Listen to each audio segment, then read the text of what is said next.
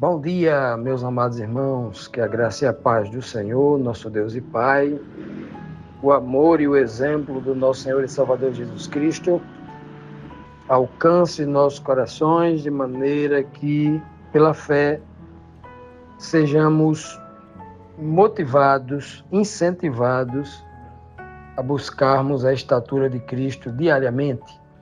Meus amados, hoje, quarta-feira, vamos dar continuidade à nossa lição do livro de Isaías, a 13ª lição, falando sobre um olhar, né? Um olhar para o Santo de Israel, um olhar diferenciado para Deus, aquele que é o juiz que julga, né? É isso que estamos fazendo desde domingo, né? Mas ontem, na terça-feira, nós estudamos aqui duas perguntas, né? Pergunta 5 e 6, quando nós vemos que o Senhor disse, falando dos moabitas, aqueles que habitavam ao leste de Jerusalém, os moabitas se cansariam de ir aos seus lugares de adoração sob as montanhas para adorar os seus ídolos, seus deuses, né? Quando eles percebessem que aquilo já não adiantava mais de nada, os seus deuses foram incapazes de protegê-los e de cuidar dele. É um recado muito importante para nós hoje, né? Muita gente que professa a fé cristã, outros que professam a fé no Deus da Bíblia, têm vivido uma vida de idolatria, têm buscado resposta, solução, livramento, cura, né, prosperidade em outras fontes que não sejam Deus, e aí tem cometido um erro muito similar ao erro cometido pelos moabitas, que agora estão em juízo e sofrendo muito, né? E vimos também no capítulo 16, versículo 14 de Isaías, a pergunta 6, quando o profeta diz, agora o Senhor diz, quem está dizendo aqui é Yahvé, o próprio Deus está dizendo, né? Daqui a exatamente 3 anos, os moabitas com sua enorme população, iria perder o seu poder e os moabitas ficariam vivos somente uns poucos e os que ficassem seriam fracos. Ou seja, os moabitas seriam praticamente dizimados, né? Sumiriam. A nação, que era uma nação poderosa, seria reduzido a praticamente nada. E hoje, vamos aqui para a 7ª pergunta da nossa lição, que diz assim, qual foi a sentença proferida contra a Síria e contra Israel, através do profeta Isaías, e como viveriam os que sobrassem desse juízo, né? Veja que nós vimos um juízo contra a Babilônia, depois viemos ali para a vizinhança de Judá, de Jerusalém, que eram os filisteus, que estariam na Palestina, ali na faixa de Gaza, ali ao oeste de Jerusalém. Estudamos até ontem a justiça do Senhor contra os moabitas, que está agora ao leste de Jerusalém. E agora vamos para o norte. O povo de Israel lá em Samaria, e um pouco mais acima no norte, depois da Galileia, onde Cristo cresceu, temos ali a Síria. Síria, né, cuja capital era Damasco, é o norte. Então, veja que a mensagem está sendo, todos os povos ao redor de Jerusalém, que ficaram rindo e, né, desfazendo ali da desgraça que aconteceu com Jerusalém ao ser levado para Babilônia, e agora o remanescente que voltou, que era atacado por esse povo, agora é Deus quem vai julgar esse povo, por causa do seu remanescente. Aí ele diz assim, ó, Isaías 17, 1 a 3. Esta é a mensagem contra a Síria. Damasco não será mais uma cidade. Damasco era a capital, era a cidade mais importante naquela época, né? Damasco não será mais uma cidade. Ela vai virar um montão de ruínas. As cidades da Síria ficarão abandonadas para sempre. Aí veja que não é só a capital. Isso seria espalhado por todas as cidades da Síria, né? Seriam abandonadas para sempre. Os rebanhos lá da Síria irão até lá para descansar. Só ruína, né? Sobrou só ruína ali, os animais agora né, ficariam nessas ruínas. E ninguém o espantará dali, porque não tem gente, fica ruínas desabitadas, essa é a expressão aqui. Agora vamos para Israel. As fortalezas de Israel, lá em Samaria, né? Betel, aquela região, as fortalezas de Israel serão destruídas e a Síria deixará de ser um reino. Os sírios que não forem mortos serão como o povo de Israel. Eles viverão na miséria. Sou eu, o Senhor Todo-Poderoso, quem está falando. Quem está falando isso? Em algumas versões fala, porque a boca do Senhor disse. É como se aqui fosse, como não? É uma prova de fé, né?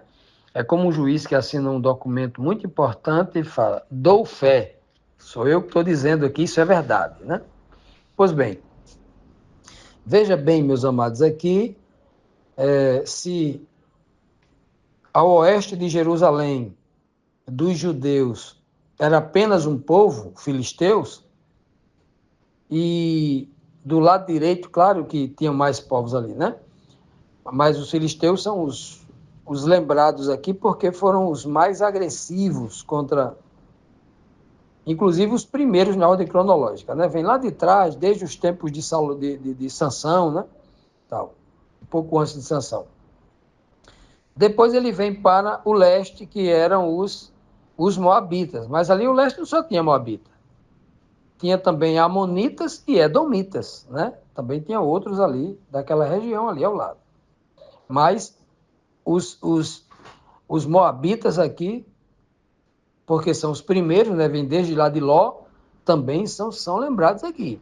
Não é porque ele está lembrando só um que os outros são de fora, não. É todo mundo que está ali ao leste que é contra ali Israel. E agora, quando vai falar do norte, ele cita os dois principais inimigos que odiava o judeu ali em Jerusalém, que eram os próprios irmãos lá de Israel, né?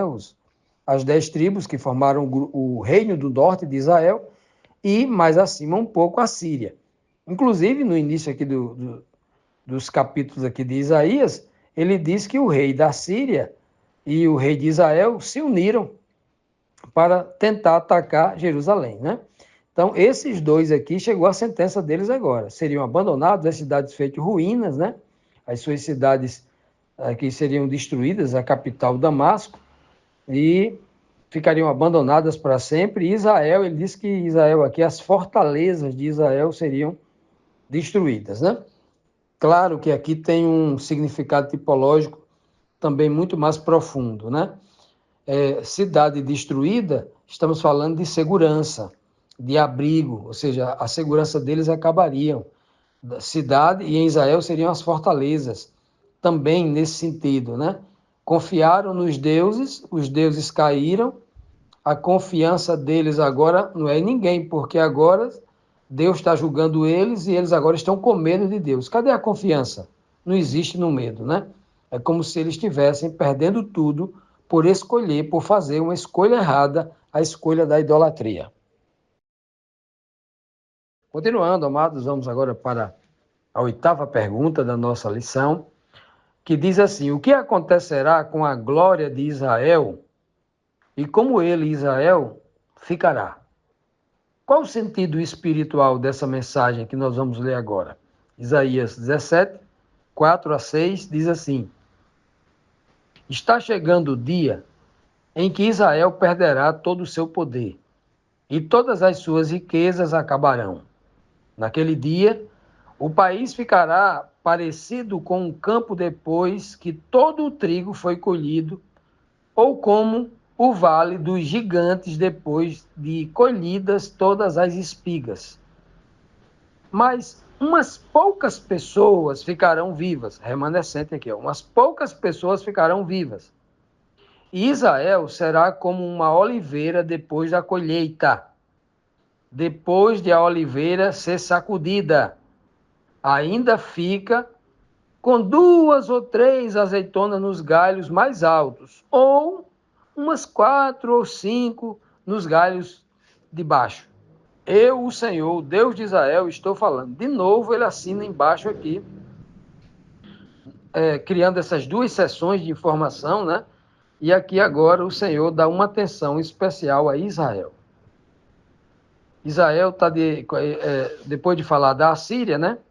Ele vai dar um foco especial aqui em Israel, porque Israel, ao norte, era a nação rival mais próxima de Jerusalém, era a nação inimiga, são irmãos, mas é até difícil falar isso, né? Como é que irmãos, filhos do mesmo pai Jacó, se tornaram inimigos? Mas isso acontece, né? Até porque os árabes, né, filhos de Ismael, sempre se tornaram inimigos dos filhos de Isaac, né? Na pessoa de Jacó, né? E sempre foi assim, irmãos, sempre irmãos combatendo contra irmãos, né?